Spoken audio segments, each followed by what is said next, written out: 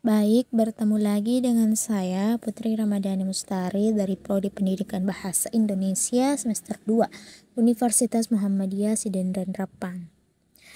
Pada mata kuliah yang sama yaitu Pendidikan Anti Korupsi.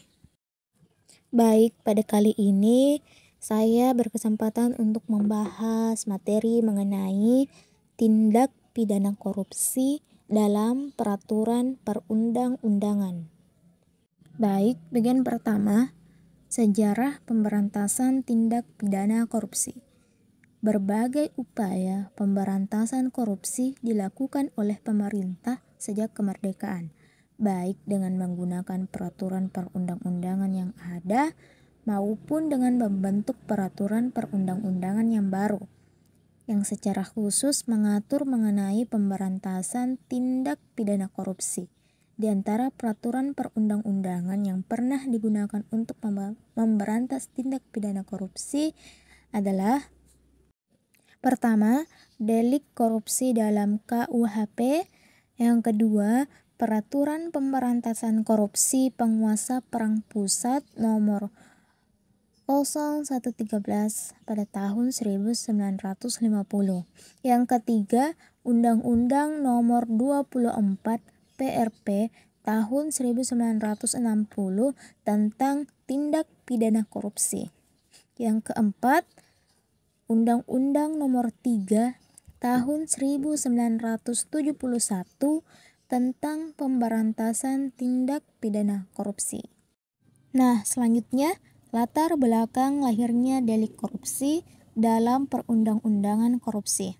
Secara umum, lahirnya delik-delik korupsi di dalam perundang-undangan korupsi dapat dibagi ke dalam dua bagian utama, yaitu: 1. Delik korupsi yang dirumuskan oleh pembuat undang-undang. Delik korupsi yang dirumuskan oleh pembuat undang-undang adalah delik-delik yang memang dibuat dan dirumuskan secara khusus sebagai delik korupsi oleh para pembuat undang-undang. Dan yang kedua, delik korupsi yang diambil dari KUHP. Delik mana dapat kita bagi menjadi dua bagian, yaitu diantaranya: A.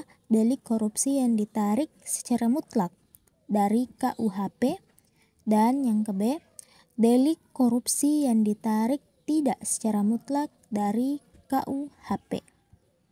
Delik korupsi menurut Undang-Undang Nomor 31 Tahun 1999 Jo, Undang-Undang Nomor 20 Tahun 2001. Berdasarkan undang-undang, kita dapat membedakan 30 perbuatan yang masuk kategori sebagai delik korupsi. 30 perbuatan korupsi itu diatur dalam 13 pasal. Selanjutnya kita beralih pada pembahasan gratifikasi.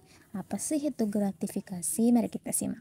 Pasal 12B ayat 1 disebutkan pengertian gratifikasi adalah pemberian dalam arti luas, yakni meliputi pemberian uang, barang, rabat atau diskon, komisi, pinjaman tanpa bunga, tiket perjalanan, fasilitas penginapan perjalanan wisata, pengobatan cuma-cuma, dan fasilitas lainnya. Gratifikasi tersebut baik yang diterima di dalam negeri maupun di luar negeri dan yang dilakukan dengan menggunakan sarana elektronik atau tanpa sarana elektronik.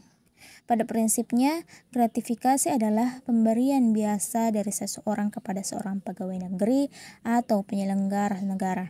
Dalam praktek, pemberian seperti ini kerap dijadikan modus untuk membina hubungan baik dengan pejabat, sehingga dalam hal seseorang tersangkut suatu masalah yang menjadi kewenangan pejabat tersebut, kepentingan orang itu sudah terlindungi karena ia sudah berhubungan baik dengan pejabat tersebut. Baiklah, cukup sekian, itulah pemaparan yang sempat saya sampaikan, dan ini merupakan video terakhir dari mata kuliah Pendidikan Anti Korupsi semester 2 yang diampuh oleh Bapak dosen Dr. Sam Hermansyah, SPDI MPD. Akhirul kalam. Wassalamualaikum warahmatullahi wabarakatuh.